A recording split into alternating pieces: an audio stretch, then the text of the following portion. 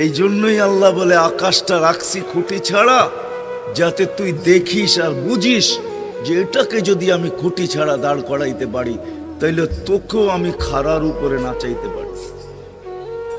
তোর বাবা দরকার ছিল বিশাল সূর্যটাকে যদি আমি মহাশূন্যের ভিতরে রাইখা যদি আমি এটাকে ঘন্টায় 6 লক্ষ কিলোমিটার বেগে যদি দৌড়াইতে পারি, যেটা তোদের দুনিয়ার থেকে 13 লক্ষ গুণ বড়, আমি আল্লাহ যদি এটা পারি, তাহলে তোর মতো 3.5 একটা মানুষ, 6 ফিট 6.5 ফিটের একটা মানুষকেও আমি বাধ্য করতে পারি।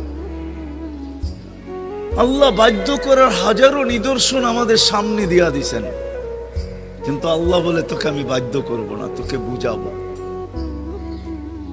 বিদায় আল্লাহ বুঝাইতেছেন আমাদেরকে। বিদায় কথা যেখানে শুরু ওইখানে আবার যেতেছি, যাতে বুঝে আসে।